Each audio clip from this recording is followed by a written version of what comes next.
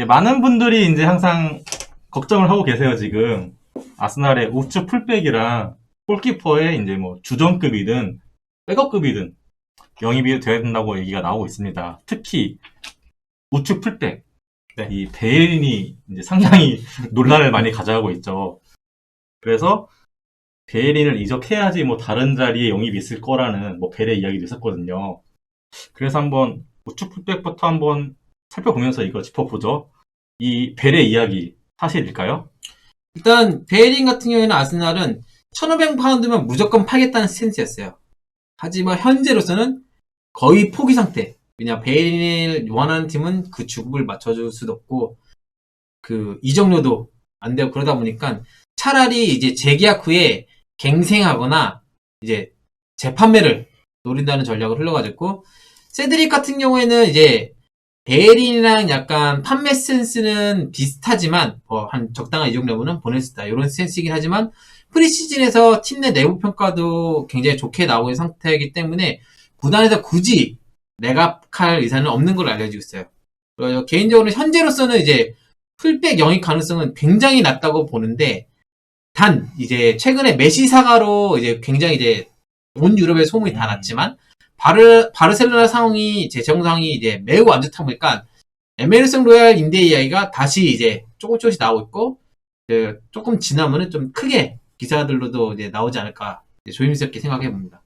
예, 로비님도 우측 풀백 관련해서 뭐 추가해 주실 만한 소식이 있을까요?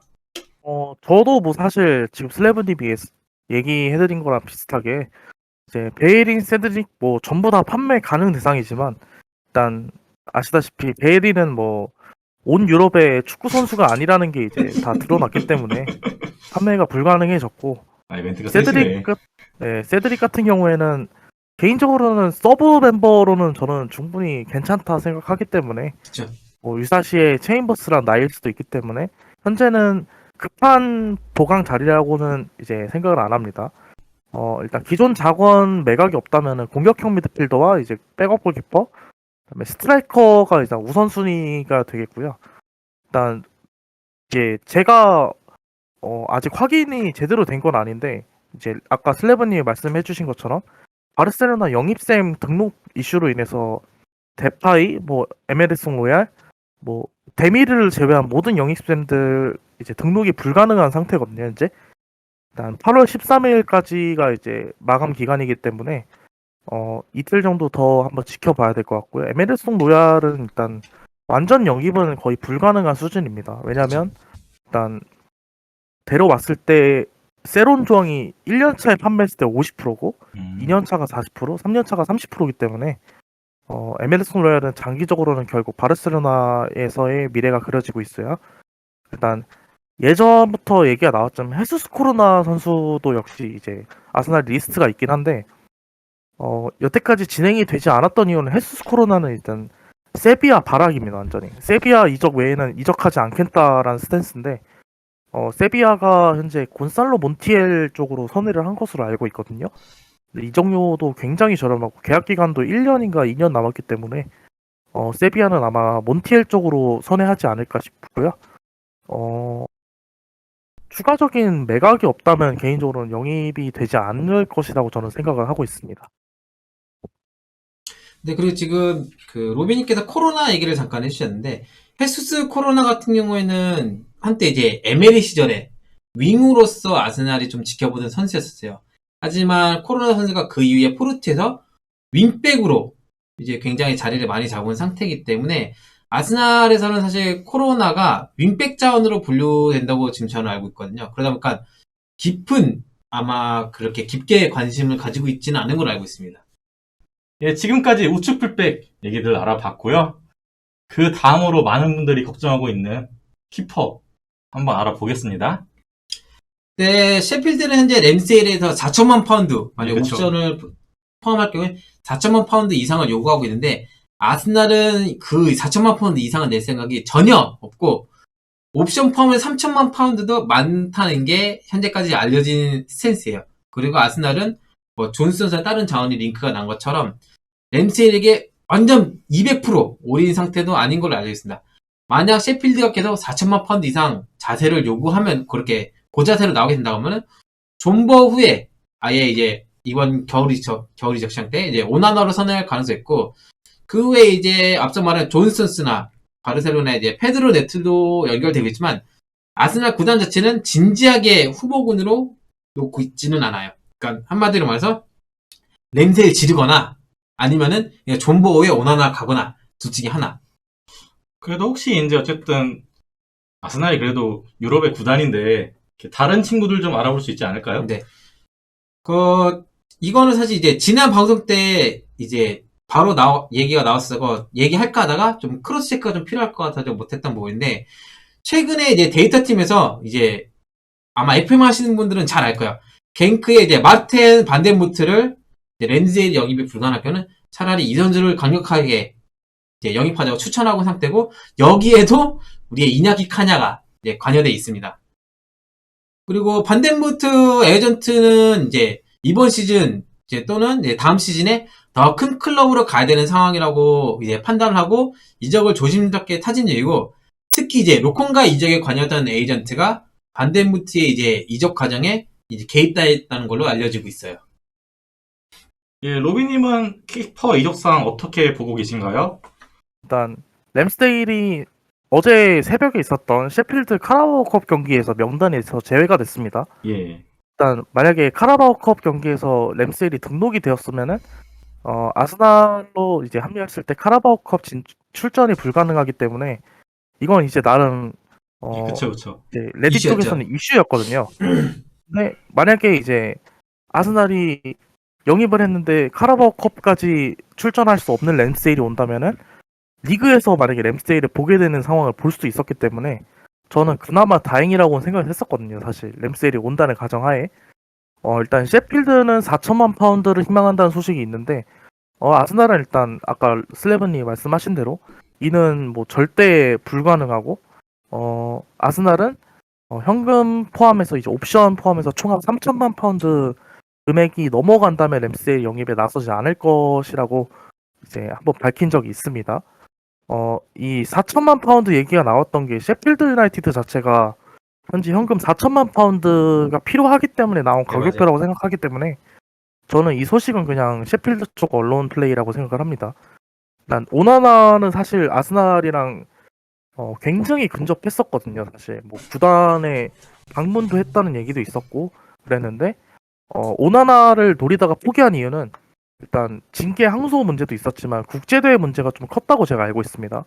맞아요. 오나나가 합류했을 경우에 레노가 이적을 했을 거고 아스날은 이제 오나나를 넘버원 키퍼로 고려를 했기 때문에 모든 국제대회 참가는 이제 협의를 해야 한다 이런 식이었는데 오나나는 일단 무조건 국제대회를 전부 참가하기를 원한다. 근데 이제 오나나는 카메룬 국적이기 때문에 아프리카에선 나름 강호이기 때문에 이제 높은 라운드까지 진출할 수 있을 거라는 생각 때문에 이제 이적은 전부 철회가 된 상황이고 리옹이랑 이적 협의를 했으나 이제 리옹 측도 이적이 좌절이 되었습니다. 추후에 뭐 자유계약으로 뭐 팀을 떠난다는 이야기도 있고 저는 이제 오나나는 어떻게 될지는 별로 관심이 없습니다 사실. 그리고 이제 저도 얼마 전에 이제 소식을 들었는데 램스데일을 강력하게 추천하던 이나키 카나가 뭐 갱크의 마르텐 반덴보르트 기량을 굉장히 높게 평가하고 여러 몇몇 골키퍼들을 구단에 추천을 했습니다. 일단 계약 기간이 2023년까지고 벨기에에서는 뭐 현재 제2의 쿠르투아가 될 가능성이 있다. 뭐 유스 레벨에서는 쿠르투아 유스 시절보다 더 높다. 이렇게 평가를 하고 있는데 아스날은 이제 홈그라운 골키퍼를 우선으로 지켜보고 있기 때문에 샘 존스톤이나 정말 저렴할 경우에는 뭐 바르셀로나의 네투 아니면 뭐 결국 돌고 돌아서 램스데일 아마 이런 식으로 골키퍼는 진행이 되지 않을까 예상을 해보고 있습니다. 예, 그리고 저희가 이제 이적 시장 초반에는 좀 삼선 위주의 링크가 굉장히 많았죠. 근데 현재는 이 삼선에 관련된 링크가 많이 죽어 있는 상황입니다. 혹시 뭐 삼선에 뭐 영입이 될 만한 선수가 있을까요? 일단 자카는 이제 구단이랑 재계약이 거의 근접해 있는 상황이고요. 구단에서는 로콩가의 기량도 굉장히 높게 평가하고 있고 아스날이 치러야 되는 경기 수 자체가 적기 때문에 하위 라운드 컵에서는 아마 미겔 아지즈 같은 유소년 선수들이 기용 가능하기 때문에 추가적으로 공격형 미드필더에 이제 만약에 메디슨이 보강이 된다면 삼선 자원을 딱히 보강할 필요는 없다고 저는 생각을 합니다. 네, 저도 일단 그 로비님이 말씀해주신 게 삼성은 영입에 있어서는 거의 동의를 하는데 한 가지 좀 새로운 소식들이 몇 가지가 있어요.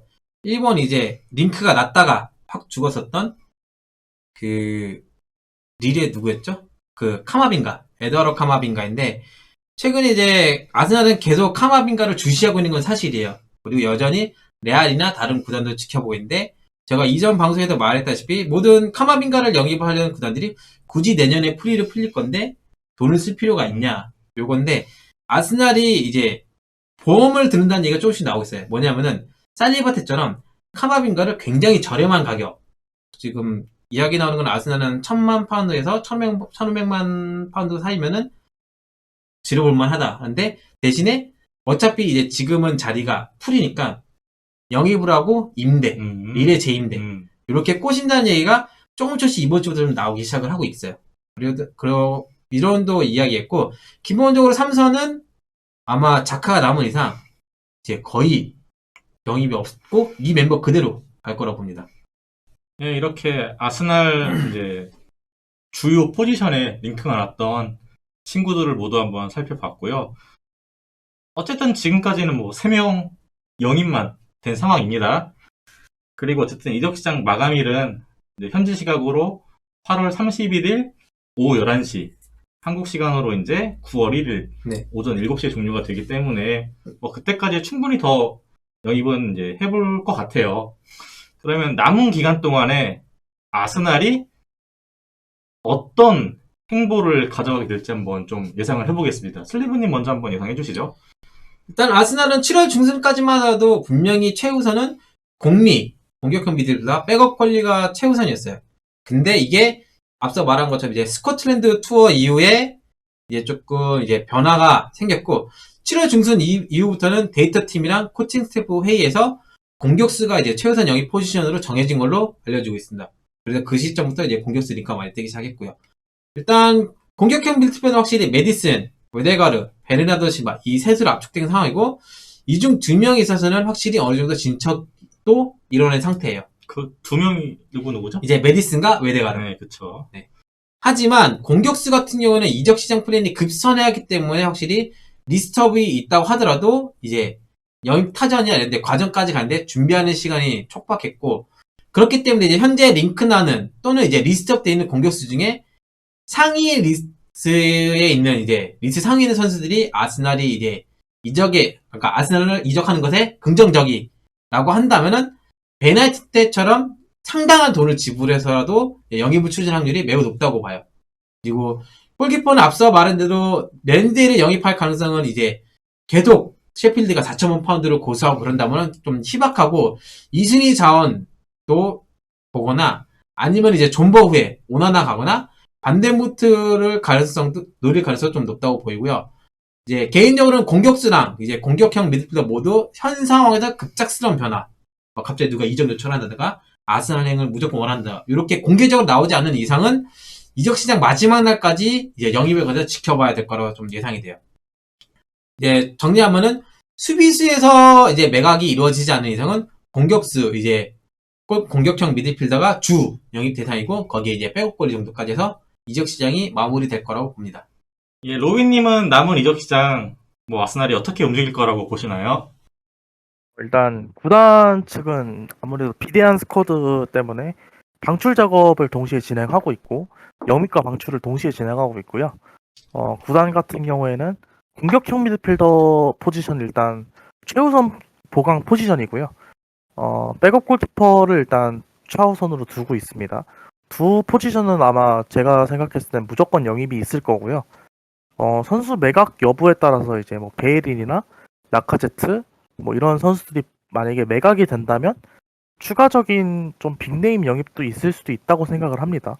그래서 개인적으로는 일단 최소 2명, 최대 4명까지는 일단 추가 보강이 있을 거라고 저는 예상을 해보고 있습니다. 예, 이렇게 해서 오늘 슬레이브님하고 로빈님 모셔서 네. 저희 이제 아스날 여름 이적 시장 시즌 개막 전에 중간 점검을 한번 해보았고요. 그리고 이제 향후에 영입이 가능할 만한 리스트들의 선수를 살펴보고 현재 상황도 살펴보고 그리고 앞으로 아스날이 어떻게 움직일지 모두 한번 살펴봤습니다. 이제 시즌 개막이 얼마 안 남은 만큼 좀 이적 작업에 가속화가 이루어질 것 같고 아마 새로운 소식들이 많이 나올 것 같아요. 그래서 과연 8월 31일까지 어떤 선수들이 영입되는지 한번 지켜보도록 하죠. 네, 그러면 오늘 방송 이제 여기까지 진행을 하고 저희는 이제 또 데일리 다음 방송에서 찾아뵙도록 하겠습니다. 예, 오늘 방송 시청해주셔서 감사합니다.